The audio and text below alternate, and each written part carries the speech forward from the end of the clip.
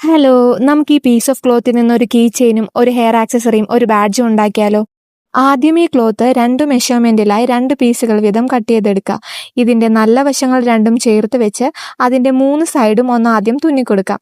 അതിനുശേഷം അതിന്റെ നല്ല വശം പുറത്താക്കി അതിന്റെ സൈഡ്സ് ഒന്ന് ഡിഫൈൻ ചെയ്തും അതിന്റെ തുറന്നിരിക്കുന്ന 4ാമത്തെ വശം കൂടി നമുക്ക് തുന്നിക്കൊടുക്കാം.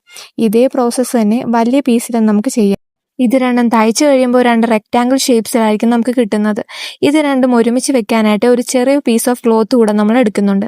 ഇനി ആദ്യത്തെ വലിയ റെക്റ്റാങ്കിൾ 2-3 വട്ടം മടക്കിയ ശേഷം അതേപോലെ തന്നെ ചെറുതും കൂടെ ചെയ്തിട്ട് ഒരുമിച്ച് വെക്കുക. ഇതിനെ രണ്ടും ഒരുമിച്ച് വെക്കാനായിട്ട് ആ ചെറിയ പീസ് ഓഫ് ക്ലോത്ത് ഇതിനെ ഒന്ന് റാപ്പ് ചെയ്യുക. ഇതിൻ്റെ പുറകുവശം ഈ ചെറിയ പീസ് ഓഫ് ക്ലോത്ത് തന്നെ നമുക്ക് തയ്ച്ചു കൊടുക്കും. ഇനി ഇതിനെ ഒരു ബാഡ്ജാക്കാൻ ഇതിൻ്റെ പുറകിൽ ഒരു പിന്ന് കുത്തിവെച്ചാൽ മാത്രം മതി. എന്നിട്ട് ഡയറക്റ്റ് നമുക്ക് ബാഗിലേക്ക് കുത്തിക്കൊടുക്കാവുന്നതാണ്. ഇനി ഇതിനെ ഒരു ഹെയർ ആക്സസറി ആക്കണമെങ്കിൽ ഒരു സ്ലെയ്ഡ് എടുത്ത് അതിൻ്റെ പുറകിൽ ഗം ചെയ്ത് ഒട്ടിക്കാം.